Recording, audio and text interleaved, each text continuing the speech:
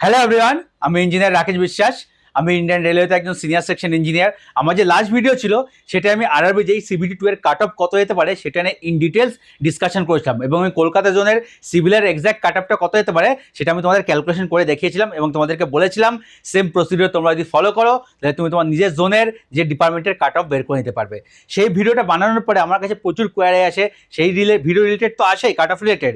এছাড়াও আরও একটা কোয়ারি যেটা আমার কাছে সব থেকে বেশি আসে সেটা হচ্ছে ক্যান্সেল শিফট CBT 2 সেই এক্সামটা কতদিন পরে হতে পারে এবং ফাইনাল রেজাল্টের উপরে সেই ক্যান্সেল শিফটের কতটা এফেক্ট পড়বে। তো আজকের আমাদের ভিডিওটা সেটা নিয়েই। তো চলো বেশি লেট না করে আমাদের যে ভিডিওর টপিক সেটাই ফিরে আসা যাক, ঠিক আছে?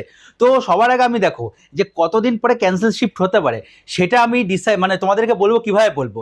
আমাদের যে আগের বার যে এক্সাম হয়েছিল আরআরবি যেই, সেই আরআরবি যের এক্সামের ডেটকে আমি রেফারেন্স নিয়ে সেই হিসাবে তোমাদেরকে বলবো যে কতদিন পরে এক্সাম হতে পারে। তাহলে চলো আগের বারে যে আরআরবি যেই ছিল তার প্যাটার্নটা দেখা যাক যে কবে এরকম হয়েছিল। আমি সেটা অলরেডি তোমার জন্য লিখে রেখে দিয়েছি, তোমাদের সামনে লেখন দেখছো, লেখা দেখতে পাচ্ছে।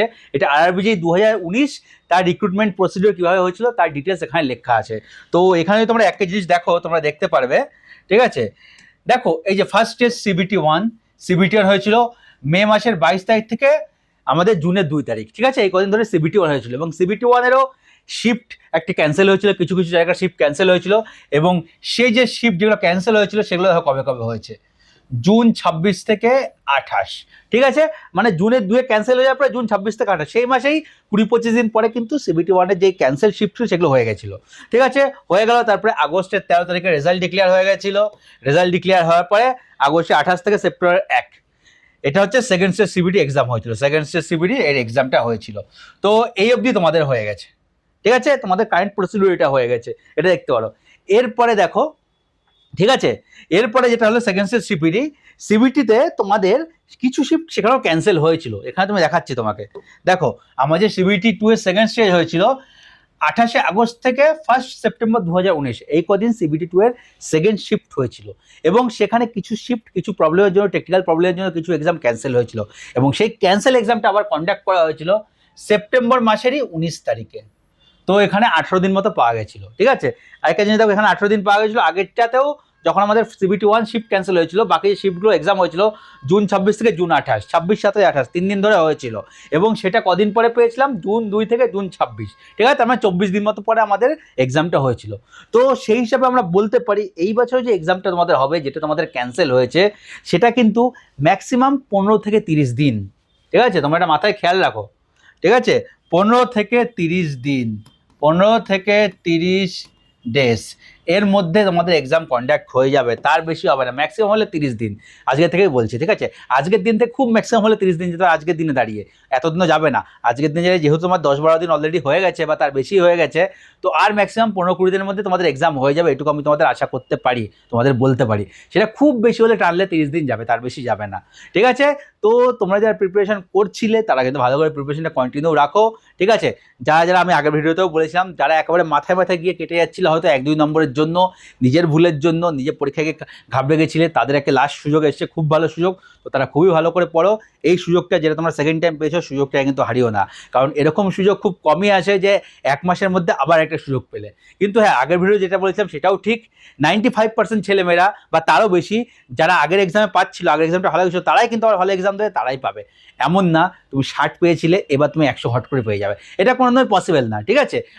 এটা অনেকেই আমাকে মেসেজ করছিল, জানতে চাইছিল, আমাকে ফোনও করেছে 1-2 জন যে আমার 60-65 আসছিল, আমি কি করে লাস্ট কদিনে পড়বো বা কি একটা সাজেশন দাও, পড়লে আমি হয়তো 80-85 যদি পেয়ে যাই, আমার সিলেকশন হয়ে গেলে হয়ে যেতে পারে। দেখো সিলেকশন কোনো ম্যাজিক নয় যে তুমি এরকম তুড়ি মারলে আর তোমার সিলেকশন হয়ে গেল, ঠিক আছে?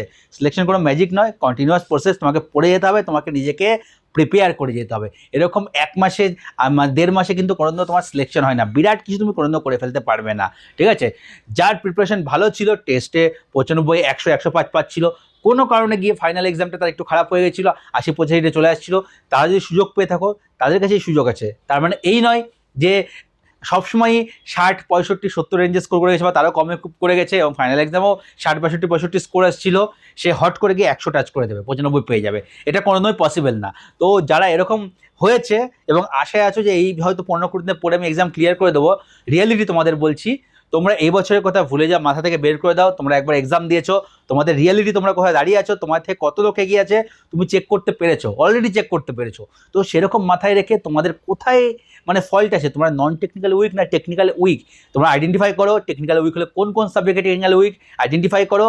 2025কে টাইম দাও, 25কে পড়াশোনার পিছনে ইনভেস্ট করো, 25-এর টাইমটা ইনভেস্ট করো পড়াশোনার পিছনে। তাহলে দেখবে 2025-এর শেষে আবার যখন এক্সাম দেবে আরআরবি যে আবার বেরোবে, 2026-এর জানুয়ারি হোক, ফেব্রুয়ারি হোক, বা 2026-এর মার্চ এপ্রিল হোক, যখনই হোক এক্সাম যখন আবার হবে, ঠিক আছে, তখন দেখবে তোমরা যেখানে 55, 60, 65 আটকে যাচ্ছিলে, তোমরাই 95, 100 পাচ্ছ। কিন্তু তার জন্য কী করতে হবে, তোমাদের কন্টিনিউয়াস পড়ে যেতে হবে। এই সময়টাকে ফুললি ইউটিলাইজ করতে হবে। শুধু ভেবে গেলে হবে না যে আমার দ্বারা হবে না, প্রচুর কম্পিটিশন, আমি পারবে না। সবাই পারবে, তুমিও পারবে। একে যে এখন থেকে শুরু করছে সেও পারবে, যে এখন থেকে পড়াশোনা করে, যে সেটা এখনও পড়াশোনা করেনি, ঠিক আছে। কিন্তু সময়টাকে ইউটিলাইজ করতে হবে। এখন অনেক সময় আছে, এখন থেকে শুরু করলে সবারই পারা পসিবল, ঠিক আছে। তুমি হয়তো প্রথমবার CBT 1ও ক্লিয়ার করতে পারোনি এবং পড়াশোনা ছেড়ে দিয়েছিলে, এখন থেকে পড়াশোনা শুরু করো, তুমিও পারবে সিলেকশন দিতে। এটাই তোমাদের বলার ছিল, ঠিক আছে। তো যারা পড়াশোনায় কেটে যাচ্ছ, দেখছো নম্বর হয়, তারা তো পড়াশোনা করবেই, পড়াশোনা কন্টিনিউ রাখো, তোমাদের সিলেকশন হওয়ার চান্স নেক্সটবারে অনেক বেশি, তোমরা যদি পড়াশোনা করতে পারো। যারা বিগিনার, যারা পড়াশোনা এখনও শুরু করেনি, নেক্সট ইয়ার আরআরবির কথা ভাবছো, তারা এখন থেকে ভালো করে পড়াশোনা করো। তাহলে দেখবে যখন তোমাদের এক্সাম 2026-এ হবে, তোমরা ফুললি প্রিপেয়ার্ড থাকবে। মেন এটাকে ডিসিপ্লিন ডেলি মেনটেন করতে হবে, ডেলি পড়াশোনা করতে হবে। একদিন 12 ঘন্টা পড়ে গেলে পরে 3-4 দিন পড়লে তাতেও কিছু হবে না। তুমি ডিসিপ্লিন মেনটেন করো, ডেলি 7 থেকে 8 ঘন্টা এখন থেকে প্রতিদিন পড়ো। অ্যাভারেজ 8 ঘন্টা অনেকটা পড়া হয়, ঠিক আছে। অ্যাভারেজ 8 ঘন্টা মেনটেন করতে থাকো। টেকনিক্যাল নন টেকনিক্যালকে তুমি বাইফারেট করে দাও, 70% টাইম দেবে টেকনিক্যালে এখন আজকের দিনে দাঁড়িয়ে, 30% নন টেকনিক্যালে পড়াশোনা করে যাও। দেখবে তোমার সিলেকশন কেউ আটকাতে পারবে না, ঠিক আছে। তো নেক্সট ইয়ারের জন্য তোমাদেরকে বলবো, যাদের এবছর ভালো নম্বর আসছে না, ফ্রাস্ট্রেট হয়ে লাভ নেই। নেক্সট ইয়ারের জন্য খুব ভালো করে পড়ো, প্রপার ওয়েতে, প্ল্যান্ড ওয়েতে পড়ো, ঠিক আছে। এবং আজকের দিনে কন্টেন্টের কোনো মানে ব্যাপারই নয়, টেকনিক্যাল কন্টেন্ট পড়তে যাও বা নন টেকনিক্যাল পড়তে যাও, এত মার্কেটে এত সস্তায় এত রিসোর্স অ্যাভেলেবেল আছে, তোমাকে পয়সার জন্য কোনো দিন ভাবতে হবে না। আশা হচ্ছে আজকের দিনে দাঁড়িয়ে টাকা পয়সার জন্য ভাবতে হবে না, ঠিক আছে। ফ্রিতে অনেক কন্টেন্ট পেয়ে যাবে, ফ্রিতে কন্টেন্ট না পেলেও আজকাল মিনিমাম তোমায় খরচা করলে 2-3-4 হাজার টাকা খরচা করলে তো খুব ভালো ভালো কন্টেন্ট তুমি পেয়ে যাবে, ঠিক আছে। তো কন্টেন্ট নিয়ে আজকের দিনে বেশি কিছু ভাবতে হয় না। আগের দিনে ভালো কন্টেন্ট পেতে গেলে অনেক টাকা খরচা করতে হতো। আজ থেকে যদি 5-7 বছরের আগেও তুমি ভাবতে চাও, ভালো কন্টেন্ট পড়তে গেলে তোমাদের 50,000 থেকে 1 লাখ টাকা অবধি খরচা করতে হতো ভালো কোচিং, ভালো জায়গায় পড়তে গেলে। আজকের দিনে সেই জিনিসটা নেই, তোমরা একেবারে মিনিমাম কস্টে কিন্তু পড়াশোনা করতে পারছো। তো টাকা পয়সা আজকের দিনে তোমাদের কোনো বাধা হতে পারে না। যেটা তোমাদের করতে হবে, তোমাদের নিজের সময়টাকে প্রপার ওয়েতে মাথা ঠান্ডা রেখে তোমাদের লাগাতে হবে, সময়টাকে কাজে লাগাতে হবে, তবেই তোমাদের দেখবে সিলেকশন হয়ে যাবে। 2025-এর শেষে 26-এর শুরুতে অনেক এক্সাম আছে, ভালো ভালো এক্সাম আছে, এবং তোমরা এখন থেকে পড়াশোনা করে যাও, তাহলে দেখবে একটা ভালো টেকনিক্যাল এক্সাম, বিশেষ করে সিভিলের কথা বলছি, সিভিলের সুযোগ অনেক আছে। ভালো করে পড়াশোনা করো, যাতে 2025 এন্ডে 26 শুরুতে একটা চাকরি নিয়ে বেরিয়ে যেতে পারো। এই বছর আরআরবি যেই হয়নি কোনো ব্যাপার নয়, পড়াশোনাকে ধরে রাখো, পড়াশোনা মানে কন্টিনিউ করতে থাকো, ঠিক আছে। ফ্রাস্ট্রেট হয়েও না, পড়াশোনাকে ছেড়ে দিও না, নিজের কনসিস্টেন্সি হারিও না, ডিসিপ্লিনটা বজায় রাখো। নেক্সট ইয়ার তোমার সিলেকশন হবেই, সিলেকশন কেউ আটকাতে পারবে না, এটুকু বলছি। শুধু ডিসিপ্লিনটাকে কিন্তু ভাঙতে দিও না। একটা ডিসিপ্লিন ওয়েটে পার ডে 7 থেকে 8 ঘন্টা যাই অনুষ্ঠান থাকুক, যা কিছু হোক না কেন, পার ডেটা পড়াশোনা করে যাও, ঠিক আছে। তো ভিডিওটা এইটুকুই বলার ছিল, বিশেষ লম্বা করে লাভ নেই, তোমাদের এখানে সব কিছু ডিটেলস দেওয়া আছে, ঠিক আছে। এরপরেও দেখো তোমাদের আরও কিছু বলেছি ভিডিওটা সম্বন্ধে। এরপর ডকুমেন্ট ভেরিফিকেশন দেখো কতদিন পরে হয়েছিল, এটা দেখো। হ্যাঁ, যেটা ছিল তোমাদের আরও কিছু বলে দেয় ভিডিওটা সম্বন্ধে। এই দেখো, রেজাল্টের ডেট ছিল November 1st। কদিন পর রেজাল্ট বেরিয়েছিল এটাও দেখে নাও, ঠিক আছে। September 1st, November 1st, 2 মাস পরে রেজাল্ট বেরিয়ে গেছিলো। তাও 2 মাস লাগার মধ্যেও আরেকটা ব্যাপার আছে, September 19 তারিখে রি এক্সাম হয়েছিল, তারপরেও কিন্তু তোমাদের 2 মাসের মাথায় এক্সামের রেজাল্ট বের করে দিয়েছো। এবারও ম্যাক্সিমাম 2 মাস যাবে, ঠিক আছে। এক্সামটা হয়ে যাক, ম্যাক্সিমাম 2 মাসের মধ্যে তোমরা এবারও রেজাল্ট পেয়ে যাবে, 2 থেকে 2.5 মাস, তার বেশি লেট করবে না। এবারও ক্যান্ডিডেট কম আছে, তাড়াতাড়ি রেজাল্ট দিয়ে দেবে, খুব বেশি লেট করবে না। রেজাল্টের পরে তোমাদের ডিভি দেখো, ডিভি সেই মাসেই হয়ে গেছিলো। ডকুমেন্ট ভেরিফিকেশন আমাদের যেটা হয়েছিল, পুরো অনেক ক্যান্ডিডেট ছিল বলে প্রায় 1 মাস ধরে ডিভি চলেছিল। নভেম্বরের 19 থেকে ডিসেম্বরের 24 তারিখ অবধি ডিভি চলেছিল। আগের বছর নর্মাল আমাদের ক্যান্ডিডেট রেখেছিল, প্লাস ওয়েটিং লিস্ট ক্যান্ডিডেটদেরও একেবারে ডেকে সবাইকে ডকুমেন্ট ভেরিফিকেশন কিন্তু করিয়ে নিয়েছিল। 1.5 গুণ ক্যান্ডিডেটকে আগেরবার ডাকা হয়েছিল। এবার মনে হয় তোমাদের ওয়েটিং লিস্টটা নেই, ঠিক আছে। যত তুমি শুনছিলাম, ভালো করে দেখিনি, তো যত জানি এবার ওয়েটিং লিস্ট নেই। যারা কোয়ালিফাইড তাদেরই ডাকা হবে, ঠিক আছে, 100%ই ডাকা হবে, তার বেশি কাউকে ডাকা হবে না। তো ডিভিও তোমাদের তাড়াতাড়ি হয়ে যাবে, সিট কম, ডিভিও তাড়াতাড়ি হয়ে যাবে, যেহেতু তোমাদের এবার 1 গুণ কি ক্যান্ডিডেটই রাখছে, 1.5 গুণ ডাকছে না, ঠিক আছে। 1.5 গুণ ডাকছে, তার কারণ আরও একটাই, 25 আবার এক্সাম হবে। আমাদের সময় অনেকদিন এক্সাম হয়নি, তাই ওয়েটিং লিস্ট যারা আছে তাদের কিন্তু সবার ক্লিয়ার হয়ে গেছে। 2024-এ দাঁড়িয়েও কিন্তু 2019-এর ব্যাচের ছেলেমেয়েরা জয়েনিং পেয়েছে, ঠিক আছে। এখন অনেক আছে যাদের ট্রেনিং কমপ্লিট হয়নি, তুমি খোঁজ খবর নিলে জানতে পারবে, এখনও তাদের ট্রেনিং ফাইনাল স্টেজ চলছে। তো সেই জিনিসটা হয়েছিল বলেই তোমাদের মানে রিক্রুটমেন্ট অনেকটা পরে হলো, কিন্তু এবার 2024-এর পরে 2025-এ আবার এক্সাম আছে, সেজন্য ওয়েটিং লিস্ট আমরা যত জানি, ঠিক আছে, যত খোঁজ খবর পেয়েছি যে এবছর ওয়েটিং লিস্ট বেরোবে না এবং এক্সাম প্রসিডিউর তাড়াতাড়ি হয়ে যাবে। ডিবি হয়ে যাওয়ার পরে 1-1.5 মাসের মধ্যে তোমরা রেজাল্টও পেয়ে যাবে, তোমাদের জয়েনিং হতেও শুরু হয়ে যাবে, ঠিক আছে। এখানে সবই ডিটেলস আছে, তোমরা চাইলে পড়ে নিতে পারো, কোনো অসুবিধা নেই, ঠিক আছে। এটা বিভিন্ন ওয়েবসাইট থেকে ডাটা কালেক্ট করে একটা টেবিল মতো বানিয়েছিলাম, তো তোমরা এখান থেকে দেখে নিতে পারো।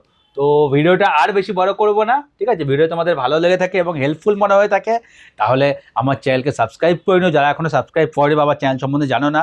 এবং কোনো তোমাদের কিছু কোশ্চেন থাকলে, ডাউট থাকলে কমেন্ট করে অবশ্যই জানাও, আমাকে টেলিগ্রামে মেসেজ করতে পারো, আমি যতদূর পারবো তোমাদের অ্যান্সার দেওয়ার চেষ্টা করব, ঠিক আছে। আমার টেলিগ্রাম আইডি লিখে নাও, যারা জানো না, অনেকেই জানো, আমার ডেসক্রিপশনেও দেওয়া আছে। যারা জানো না তাদের জন্য আমার টেলিগ্রাম আইডি ERRBSSE, ঠিক আছে। এটা আমার টেলিগ্রাম আইডি, এখানে তোমরা মেসেজ করো, ঠিক আছে। আমি তোমাদেরকে যথাসাধ্য রিপ্লাই দেওয়ার চেষ্টা করব, ঠিক আছে। যদি রিপ্লাই বাই চান্স নাও দিয়ে থাকে বা দেরি হয়ে থাকে, তোমরা একবার মেসেজ করো, আমি ঠিক মেসেজ দেখে রিপ্লাই করে দেবো। তো আজকের ভিডিওটা আমি এখানেই শেষ করছি। আবার খুব শিগগিরই নতুন একটা টপিকের উপরে আমি তোমাদের জন্য নতুন ভিডিও আনবো। তোমাদের কোনো নতুন টপিকের উপর ভিডিও লাগলে সেটাও নিচে কমেন্ট করে জানাও। তো ভিডিওটা এখানেই শেষ করছি, টাটা।